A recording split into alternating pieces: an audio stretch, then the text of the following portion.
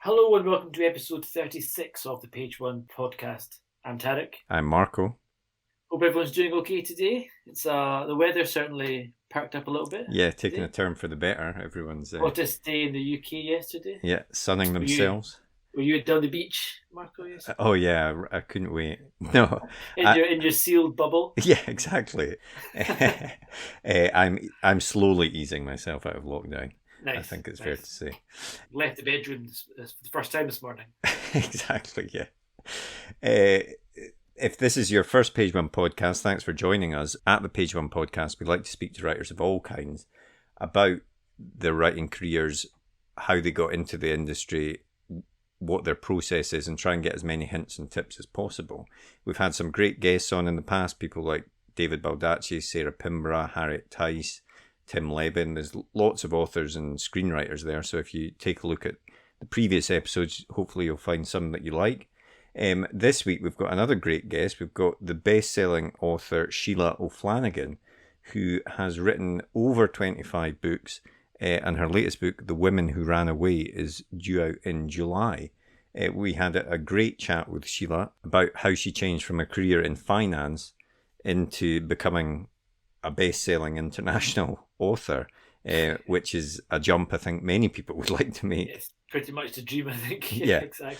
And she's got lots of useful hints and tips about how to craft a realistic story, because all of her books have very grounded female protagonists, and they're put in situations that that everyone can recognize.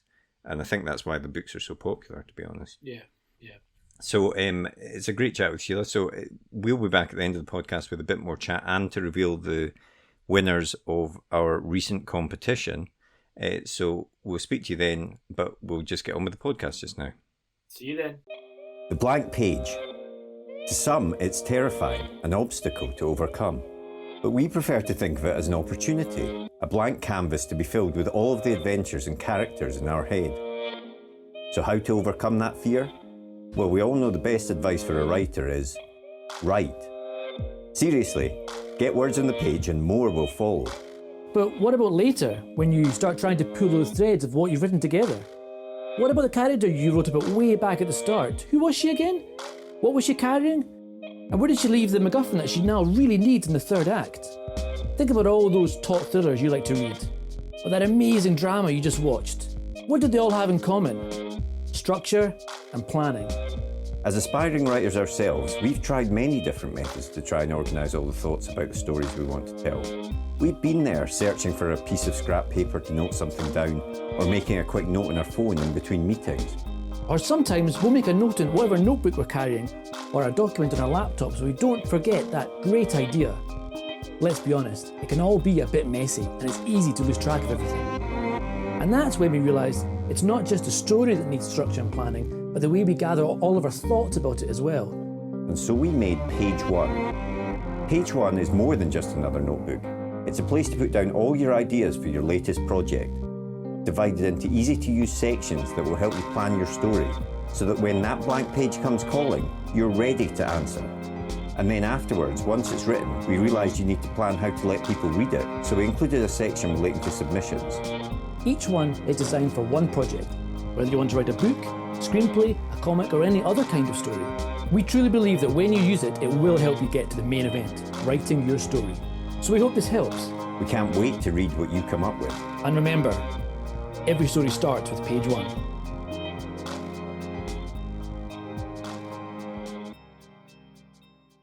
So I think I'm right in saying that you formerly worked in finance before you became a full-time author. Was becoming an author something that was always the long-term goal, or was it just a sort of dream in the background? Well, I'm not sure that you could say long-term goal, but it was something that I always wrote. I was lucky that I was brought up in a home where my parents thought that reading is really important. And so we were surrounded by books, and so I was a big reader. and I always wanted to. I was so engaged with the characters in the books that I was reading that I really wanted to create my own, and I would often make up stories about characters in books that I was reading. So it was always there.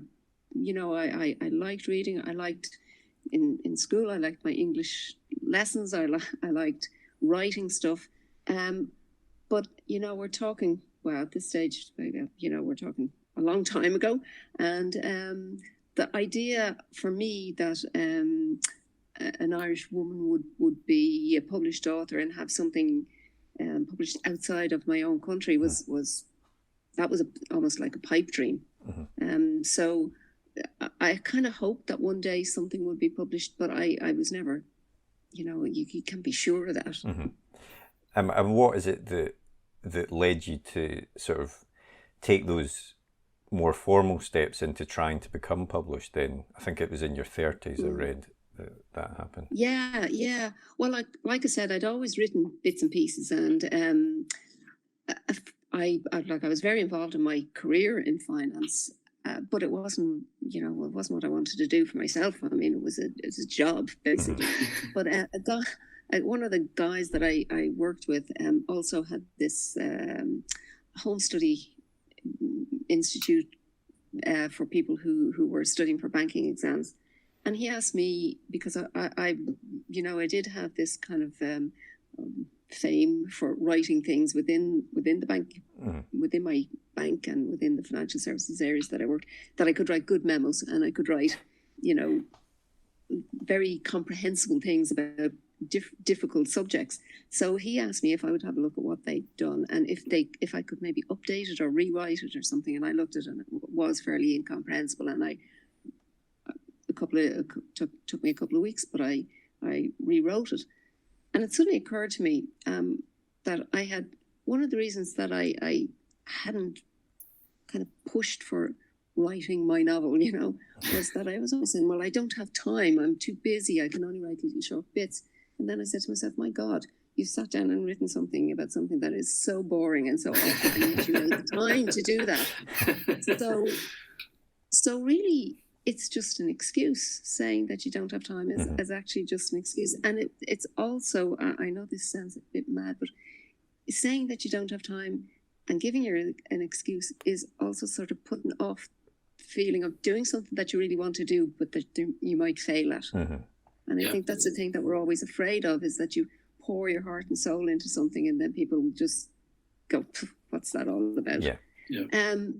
So that was it. That was actually what gave me the push to do it, was realizing that I was actually making excuses for myself, and I was probably just that little bit afraid, even though it was something I really, really wanted to do. And your first book that you went on to write then was Suddenly Single, I think, and I didn't want to. No. Actually, no. That was the first one that got published outside of Ireland. But okay. The first one that I wrote was actually called Dreaming of a Stranger. Right. Okay. So when you wrote your first book, I was interested how you kind of made that first step. Then, you know, finding an agent, getting rejections, all the kind of stuff that authors have to deal with when they make that first step. What was that like? Well, at this stage, it's about 25 years ago. So things are somewhat different now, and I think have moved on and are actually much more author friendly. There's a lot more resources available, like this podcast. There's a lot of resources available for authors. Back then, basically, what I did was I just looked. There were only about 3 publishers in Ireland, and I sent my book to one of them, and I made, which I think is rookie error actually, because I sent it to a publisher that didn't at the time really publish the sort of book that I was writing, and they sent it back and said, "We don't do this sort of thing. Good luck." I realized, gosh, I just need to be thinking about. And actually, the reason that I did that was I knew that there was another publisher who had published a similar sort of book to mine, another kind of relationship family story. And I thought that this second publisher might like to do that themselves because the other books had done well. But actually what I realized is that publishers, a lot of them like to stay within their comfort zone. And it's a good idea if you're looking for a publisher or an agent to look for a publisher and agent who actually has people on their list that are writing in the same area as you. And you're not going to somebody different who has no expertise in it. Yeah. So that was a kind of early learning experience. And then I approached another publisher, and they said to me, well, actually, the book that you've written, which was, I'd say, kind of like a prequel to the book that I actually wrote, that got published. They said it's we like the writing, it's very interesting, but the characters are too young for us. Again, now maybe I would have ended up being a young adult author, right? Because yes, maybe it would have published that, but back then they didn't. So what they said to me was, look, if you can write this story with the characters as adults, rather than late teens and early 20s, maybe if you could do that, we might be interested. So I said, yeah, okay, I'll have a go. And then I went, I was in the kitchen on the phone, and I was sort of very excited, but also terrified. And then I went up to my room and I went, oh my God, somebody has said, if I write a book, they might publish it. So that was like so exciting. I mean, yeah. Oh, totally. I think having that feeling of someone's actually saying, I'm not wasting my time, there's some merit to what I'm doing is a nice feeling. Absolutely. And it was kind of, okay, well, if I sit down and I put myself to it, maybe they won't publish it, maybe they won't like it, but they liked what I did before. And if I get this right, they might like this too. So ultimately they did. It was another few years, in fact, before it got published. But that was how I started out. And since then, I think it's fair to say that you've been fairly relentless in the writing. You've released, I was trying to count them, but it's certainly over 25 books since that first one. It was like a dam burst. And, all the things that I'd wanted to write about and all the stuff that had been in the back of my mind, it's just kind of spilled out and kept spilling, And I guess as well, I had a lot of half-written things and ideas and short stories that I hadn't done much with. And suddenly when somebody published my first book, I thought, gosh, these are still good ideas, and maybe I can use them and work with them. And so that's basically what happened. It's all going to go pear-shaped one day. I know it is, but at the moment. So I mean, how do you manage to have? I mean, obviously that's a lot of books, that's a lot of ideas. Do you tend to take note of them as they pop up in your head, or do you have to sit down and really work through them to create them from scratch? That's why I wish I was good at keeping the notebook.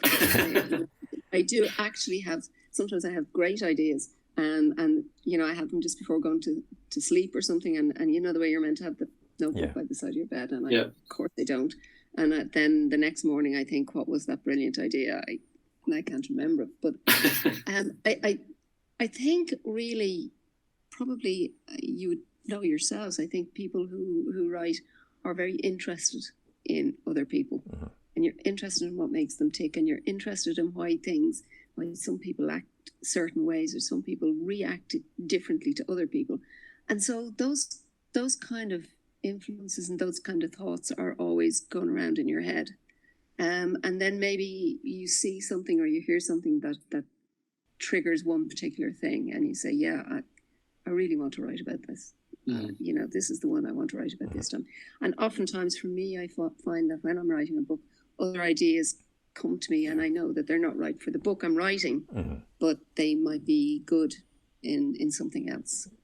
And do you ever, I mean, this is perhaps a silly question given how prolific you have been, but do you ever suffer from, writer's block or any, do you have difficulty when you reach a certain point of a book or something? I think everybody has difficulty, and I suppose the job of being a writer is overcoming that difficulty, saying to yourself, this is what I do and I should be able to do that. But there's no question, I always find when I'm about maybe 35 or 40,000 words into a book, which is really too far to give up, and not far enough to see the finish line, I panic, and I think this was the worst idea I've ever had. And, the only solution to this book is, Armageddon. Everybody wiped out. So like you always have problems. I've never sat down for weeks and said I can't write anything. And again, if you're kind of looking for thoughts on that, I guess my feeling would be I would do something different. I would write something different. I have two methods for that. One is to go out and do something physically active. I play a bit of sport, so I go and do that. Or else I would write something, maybe factual. Write about something factual, and that kind of clears the way. And it clears it a bit, yeah.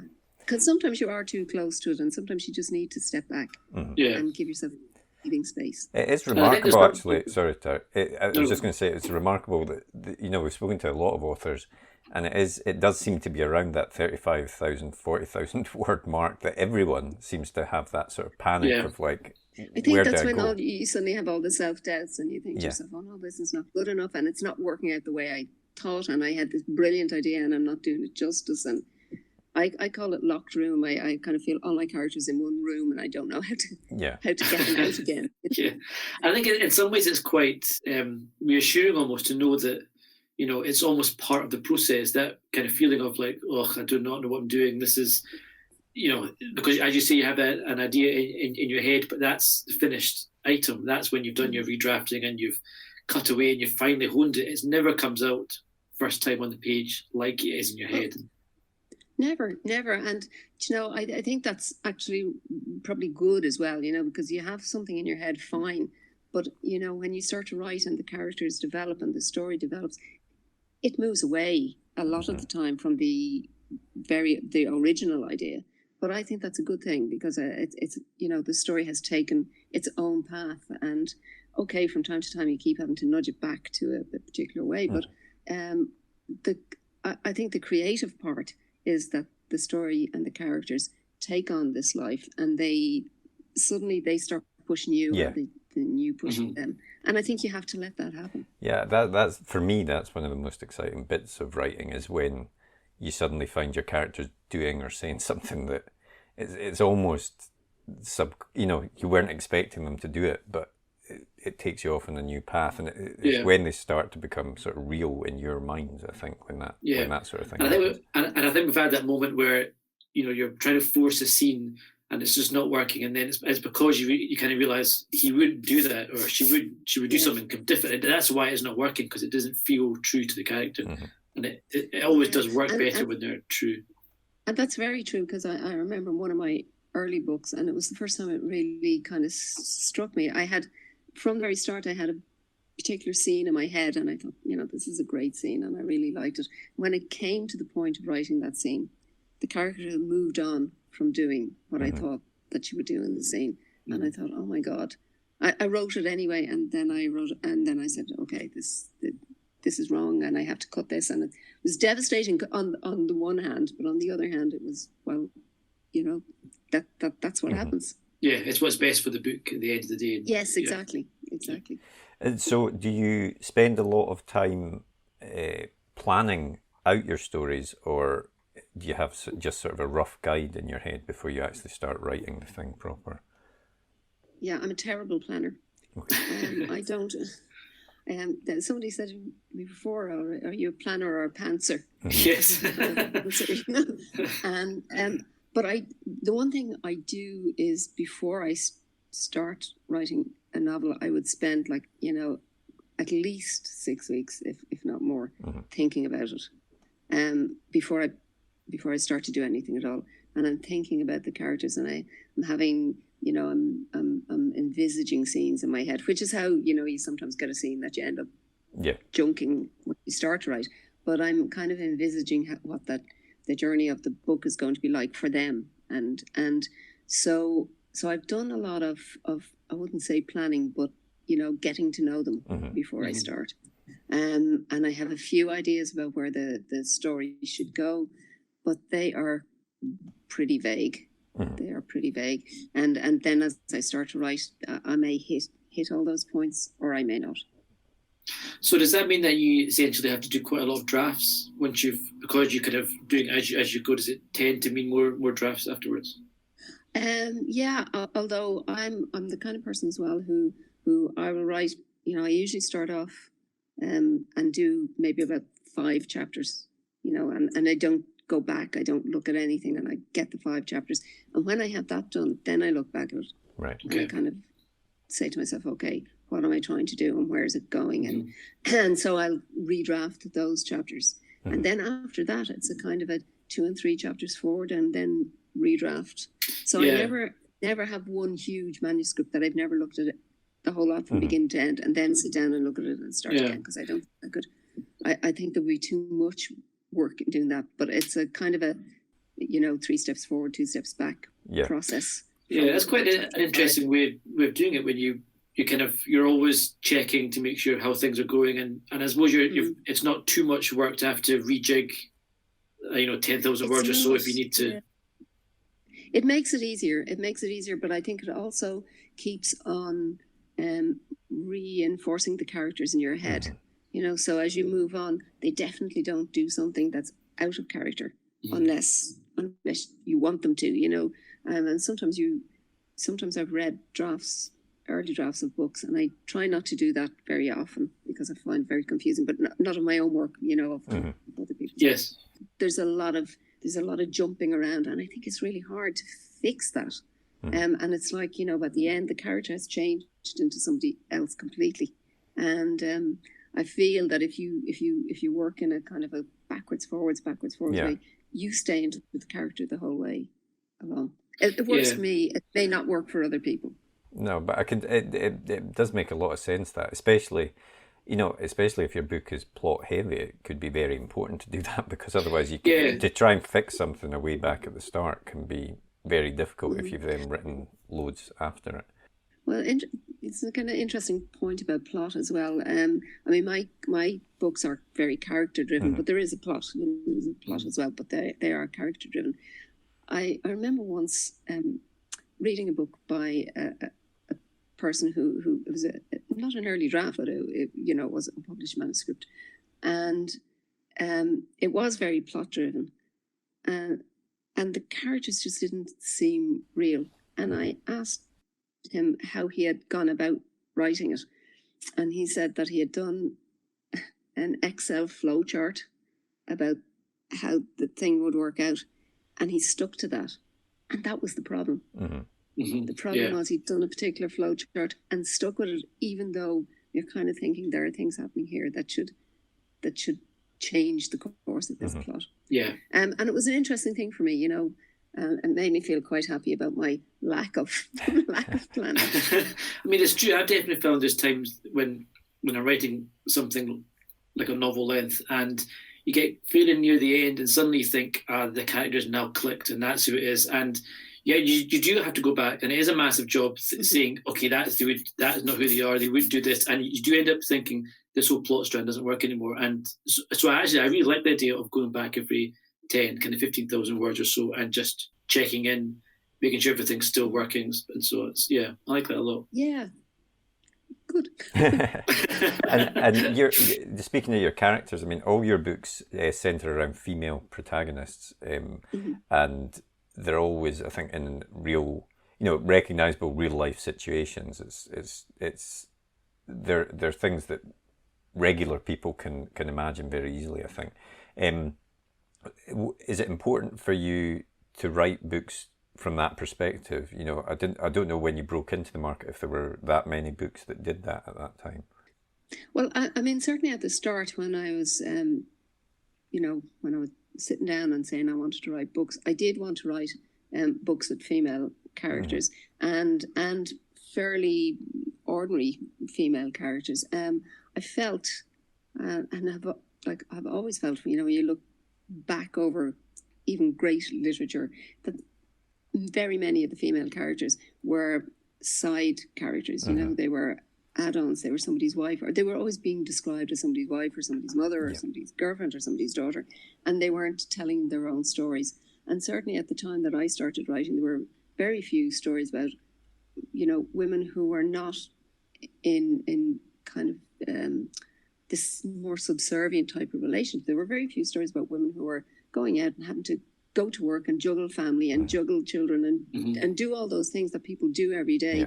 And it was as though those stories were not interesting. And yet there are some really interesting things that go on in ordinary lives, in suburban lives, and that was what I wanted to write about. But I wanted to make sure that the women were the ones who were telling their own stories, and it wasn't being told from somebody else's point of view. Yeah. So that's why I go on that route, you know. Was that lack of voice back then? Was that because there was less kind of female authors who were writing about that point of view, you think? Or is that something that's changed now? Is it still hard for women to get into the industry a little bit? No, I think it has changed. I think there are a lot more books with female protagonists, and there are a lot of female writers. I think generally in talking about, I suppose if you talk about literature as opposed to storytelling, which is the way I would kind of divide it up, I think, you know, stories with male protagonists still do better. I think, you know, if you're going down that literature route, I don't know whether it's that men are more the guardians of or the gatekeepers of that kind of writing, or want to be. But certainly in the last 20 odd years, women's voices have come much more to the fore and are getting much more recognition and are doing well. So that is a welcome change. Mm-hmm. And your latest book is The Women Who Ran Away, which is out in July, I think. Is it still coming out in July? Because there's always the... Yes. It was originally due to come out in May, and it's now been pushed out to July. So it's very definitely coming out. Okay, excellent. Do you want to tell us a little bit about that book and how that came about? Yeah. Well, I mean, this is actually the story of two women, and it's kind of, I suppose in my head, it was a female friendship thing. Because I think women, again, are very, very supportive of each other. There's a kind of a narrative that people like to say that women are catfighters and that they resent each other and that they, you know, that they will bicker. But that's not entirely the case. And in the case of The Women Who Ran Away, there are two women who don't know each other at the start of the novel. They meet on a ferry going from Ireland to France. Both of them are alone, and both of them are driving, both of them are alone, and both have reasons that they want to get away and be on their own. And when they meet up, they end up, I won't go into why, but they end up traveling together due to various circumstances. And they both realize, without knowing each other, that there are issues going on in their lives. And in reluctantly at first, but in sharing what has brought them to the point that they're at and talking it through, they support each other, even though they don't necessarily agree with each other. Mm-hmm. Both women are doing things that the other woman disagrees with in certain ways. But it's kind of, how do you support somebody even if you don't agree with them? Do you support somebody if you don't agree with them? Mm-hmm. There's actually another thread that runs through this, because it's a journey. They travel from the northwest of France down to the southeast of Spain. So it's a physical journey. It's obviously a journey of discovery, but on the way, one of the women has been left. She's been left a treasure hunt, basically, by her late husband. Right. And she has decided to do this in his memory, even though she thinks he's still controlling her, because that's one of the issues that she has. So she's doing this treasure hunt, and the other woman is obviously helping her. And so while I'm trying to deal on the one hand with the issues that the women are facing, and the issue of, in some ways, of control, and various other topics that interest me, on the other hand, I have this, well, I think it's quite a nice little treasure hunt going through as they explore different places. So I like to mix, you know, some darker themes with light and something interesting for them to do. When you're writing characters like that, I suppose this goes back to plot and character a bit as well, but it's important, I think, to try and get all sides of a character, both the good and the bad, and the you know, the flawed nature of them, which I think some people can have quite a difficult time in writing, because they are too obsessed with, I have to move the story forward to this end point that I've got in my head. Do you, I mean, you've kind of already covered a bit of this, but do you focus mainly on building up the characters and then just seeing where they go, even if it isn't the ultimate end destination that you want to go to? Yeah. I mean, I do, and I think the character and building the character is really important. It's like, it's like peeling an onion in reverse, I suppose. It's like, it's peeling away the layers of that character and getting to know them. I think it is important. I think, okay, there are some books that are so fast moving that you can get away with the characters just being plastic kind of paper cut out. Then you just say, oh, well, that's fine, I'll just go with it. But I think for the majority of books, the reader likes to care about the character, like, and they like to know that they're flawed, and they, I don't just write great, kind people, I also write people who are not, and it's interesting to explore those different types of characters. I think that's the thing about, for me, with writing, it's exploring the mindsets of people who are maybe not like you, who don't think the same way, who are doing things differently and reacting differently to how you would. It's kind of like acting without being on the stage. And if you see the number of books that you've written in the past, and is it important, do you think, to treat writing as I hate to use this phrase, as a proper job, in the same way you would treat any other type of work, and to have a routine, and or do you prefer to be more flexible and just write whenever you feel like the inspiration hits you? Okay, well, I'm sure you know about that quote that says, I write when inspiration hits me, and I make sure it hits me at 9 o'clock every morning. I think you have to be realistic. You have to say to yourself, okay, I'm writing a book, and a book is going to be 100,000 words. They are not going to write themselves. You're not going to get that done. You have to treat that as I understand that job is a difficult word to use, or it just kind of makes it sound so not creative. Mm-hmm.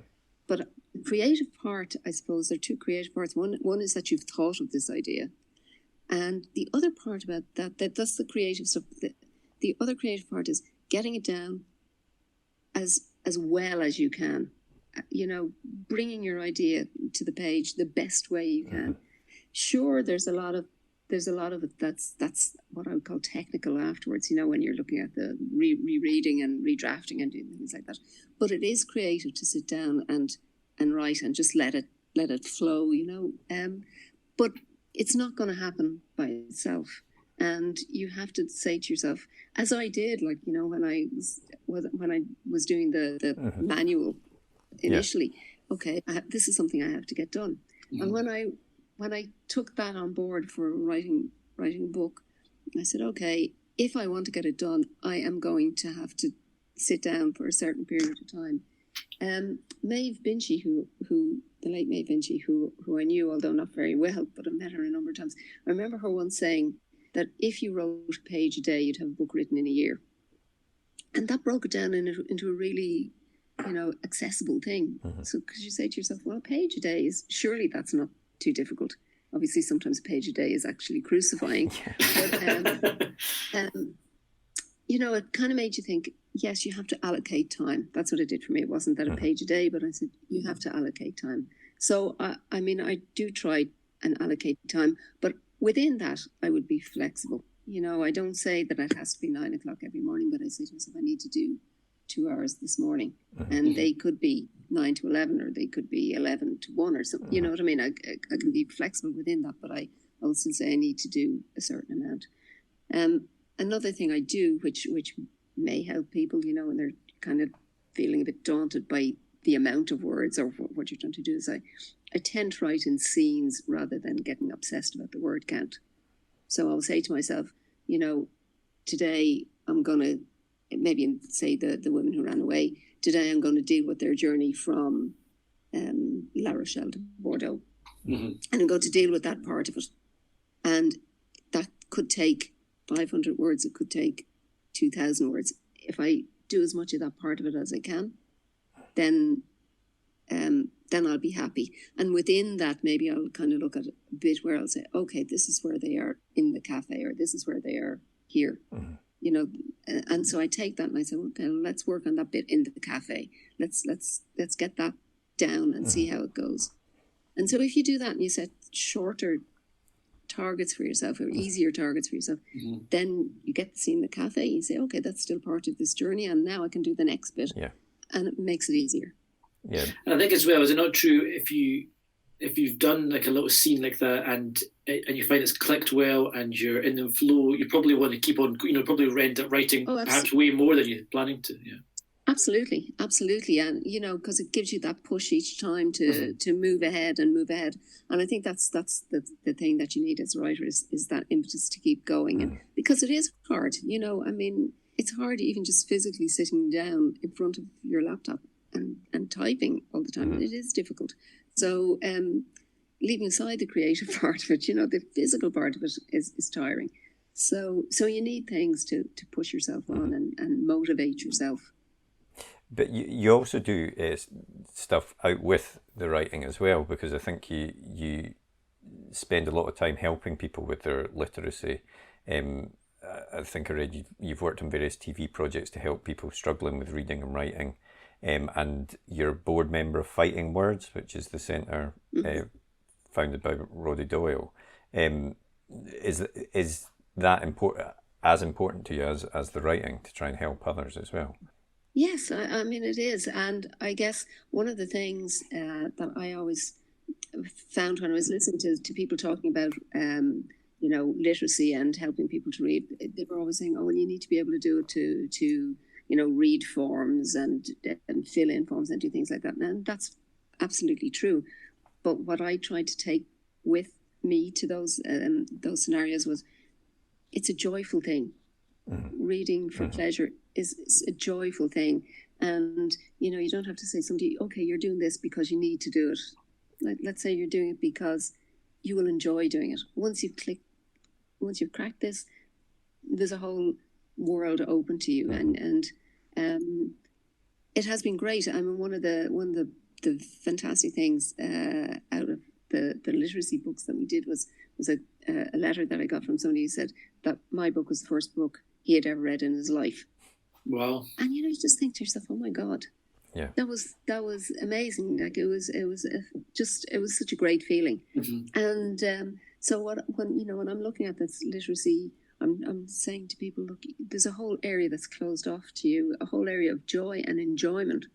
And if we can crack this, and you can read a book, and it's a short book, but you still enjoy it, it's opening up so much more in your life. So that was why I got involved on that. And the Fighting Words, we concentrate more on young children and helping them to be creative. And it's a fantastic setup, and there's no pressure on them. But children are creative anyway, and it's just helping them to be creative in different ways. So I love both of those things. It sounds like it's incredibly kind of satisfying. Very satisfying. Yeah. It must be great as well getting letters from people that have read your books. It's not something you necessarily think about when you're writing something, but to get that, because that's really all we all want is one person to read the story and enjoy the story that you've written, other than yourself. So to get that feedback, do you get a lot of letters from your fans about your writing and stuff? Well, now of course people contact you through social media mainly. But yeah, I mean, readers. I guess I was a reader before I was a writer, and as a reader, if a book means something to you, if you've really enjoyed it, it's great to be able to say to the person, and I do that myself on social media. If I read a book that I like, I'll contact them and say, really enjoyed your book, that was great. It's lovely to be able to do that. It's lovely to get the feedback as well as the writer. So, I mean, I think that the community of readers and writers has expanded so much more through social media and being able to get in touch. I mean, I remember when I was a kid and I was reading books and you wouldn't think that you would ever be able to get in touch with the author. They were somebody, and now you can. And so I think it's nice. And also, if you've been ages slaving away over the whole keyboard, it is nice to hear that somebody has actually gone out, spent money and bought your book. Yeah, absolutely. And I suppose it's nice because, you know, as you say, as a reader, being able to contact writers, it's also nice when they get back to you, because you think, oh, I'm actually having a chat with this person whose book I love reading, and there's a thrill from that as from the reader's point of view. But it's nice to know there's also a kind of similar thrill from the writer's point of view, who, you know, it kind of goes each way. It's not just the reader. Yeah. I mean, it becomes it is a two-way thing, and it, you know, for me, reading has always been a joy, and writing is a joy as well, and it's nice to share it and spread it, you know. Yeah. So I would say always never be afraid of saying to a writer, I've enjoyed your book. Or when they're out signing, as you sometimes see, you know, you go into bookstores and you're signing a few copies, and sometimes people have said, oh yeah, I saw you, but I didn't want to go up. And I'm going, why? I mean, I've been let out for the day. Yeah, exactly. I know it's a very solitary thing, of course, writing, isn't it? So it is nice to have these interactions. Yeah. I mean, you do spend a lot of time on your own, and most writers write because, you know, I think we are introverted people, really. You know, I mean, I'm not somebody who likes going out or you know, I do actually find it quite difficult being interviewed and stuff, because I just don't think that it's that interesting for me, but for people listening to me. But, you know, at the same time, it's nice to meet the people who have read your books. It is nice to get out and do that. Yeah, because then you realize, I think when you're on your own all the time, you kind of just become smaller and smaller and smaller, and then suddenly you need to burst out again. Yeah. And because no episode of the podcast can go without a mention of lockdown, I do have to ask, how have you found it during all this? You know, has it changed the way you write or the type of stories that you want to tell going forward? Well, I actually struggled with it a lot at the start, because I just felt, for the first time, I just felt very uncreative. Even though I had things in my head, I just didn't feel like writing them. And so I think we went into lockdown, I think, on the 17th of March. And I think it was a kind of full month before I felt happy sitting in front of the typewriter, you know, laptop. I just found it difficult, and it's interesting. It's interesting because I had said, you know, that we're so enclosed and so cut off, and so everybody's saying, but this is great for you. Yeah. And yet I realised that my creativity is actually sparked by, I mean, just going out and walking down to the shops, or just, you know, seeing people, and we weren't seeing anybody, and I really struggled a lot with that. But as things have moved on a little bit, I found it easier. I mean, I do have kind of thoughts about bits that you could write about lockdown, but I'm not sure about a whole lockdown novel, you know. The thing about people is the interactions and the moving and what goes on with them. And sure, you can, I'm just not sure I want to write a novel about Zoom meetings. So, I think people are probably, I'm certainly sick of them, so I'm not sure how much they would enjoy reading about them. And so we've got The Women Who Ran Away coming out in July. What's next? What are you working on at the moment? Well, yes, I am actually working on a novel after that, and that's the one that got kind of pushed to the wayside a little bit.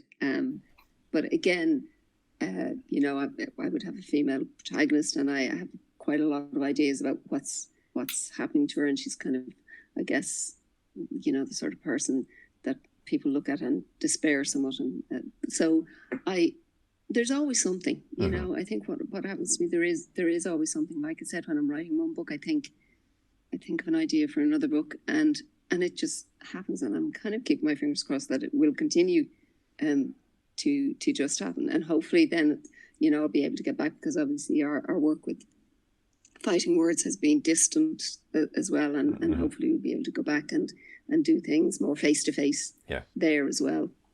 Excellent. I'm also involved in a literary festival which takes place in a shopping centre, because we were trying to bring literary festivals into the community more than, you know, because they do have a slightly different, they have a kind of more refined tone to them. I think a lot of literary festivals, and so a shopping centre, and we thought, you know what, why not do one here? So that hopefully will happen. It's due to happen at the end of September, and we're just discussing, because shopping centres are only just reopening. Mm-hmm. So we're discussing how we will be able to go ahead and how we might manage that. So so lots of things on the horizon. Excellent. Fingers crossed. Nice.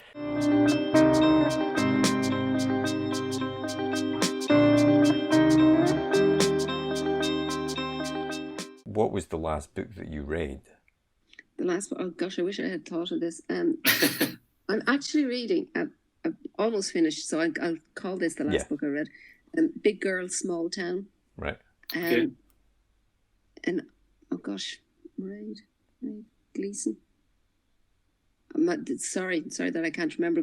This is one of the problems now, because I've had to download books onto my iPad, because I've run out of my print pile, and so I don't remember the names of them as well, because I don't have it in front of me. Yeah, you don't see them so much, it's just recently been nominated for the Women in Comedy Writers Awards. Brilliant. And it's I think the tagline is Derry Girls meets Milkman, and it's set in Northern Ireland. It's very, very specific, but it's excellent. So really enjoying it. Brilliant. Nice.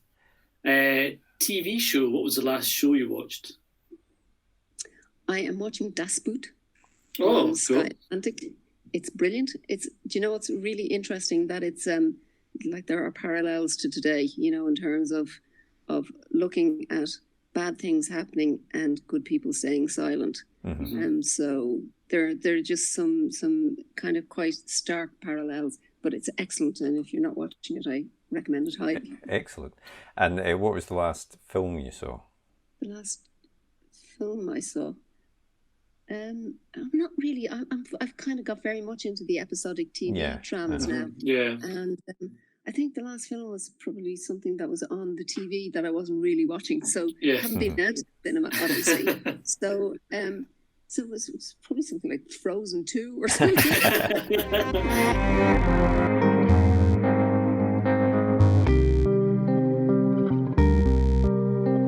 The biggest take-home message, I think, from that episode for me was her writing style, which I found quite unusual, but I can totally see that working for me. That kind of write 5 chapters or so, go back, revise that, write the next 5 chapters, the sort go of back, do chunks. What is it? 3 steps forward, 2 steps back, or something. But I think that is a good idea. Like she was saying, I think that way you're always going to have consistency in the characters that you're writing, because you're not just driving ahead, so that when you get to the end of the book, suddenly everything's changed. Yeah. And I think it also means you've got a little bit less work to do on the second draft. Because I know for me, my first drafts are normally absolutely, steaming piles of crap, and you have to go back and make so many changes and so many ideas come into your head halfway through or 3/4 through that the start needs to be overhauled completely. Whereas if you're doing it as you go in little chunks, you're kind of keeping it all together as you move forward, which I quite like.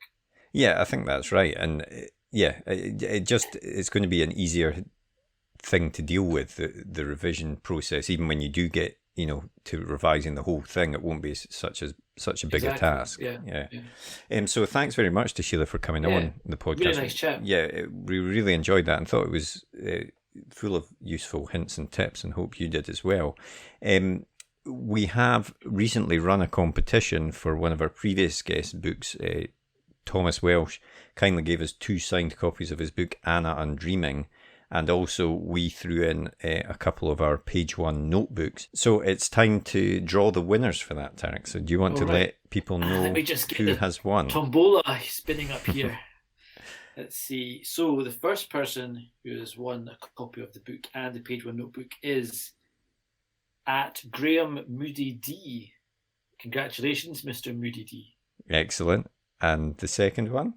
Second one, let me just have a look in here. So many entries, Marco, to sift through. Oh, here we go. At Matty Provost. Matty Provost. Congratulations. Okay, great. Well, I'll DM both of you to ensure that we get your details and we can get those prizes sent out to you. So thanks very much for entering. Yeah. Next week, we've got another great guest on the podcast, Tendai Huchu, who wrote The Hairdresser of Harare back in 2010, which was, I think, on The Guardian's Not the Booker Prize list. Is that right? Yeah, I think that's right. It was quite quite a high-profile book. Yeah, and then since then he's written some more books, but also he writes quite a lot of short stories across genres. Most notably, for me anyway, the sci-fi stories that he's written as well. So it's another great chat that we had with Tendai, and I hope you'll tune in for that one. Absolutely. As always, if anyone has any questions or comments and wants to get in touch with us, you can always send us a tweet to @right_gear, or just send us an email to podcast@rightgear.co.uk. And I think that's about all from us. I will, as usual, ask you if you enjoyed the podcast to give us a quick rating on Apple Podcasts. We'd really appreciate that. Well, I hope you enjoyed that episode. If you did, please leave a comment down below, hit that thumbs up button, and be sure to hit that subscribe button as well so you never miss an episode like these ones below. And if you want to get in touch, you can always drop us a tweet in the Twitter machine, which is @UKPage1, as evidenced here, and our other social media channels are available. Otherwise, we hope to see you next episode. See you later.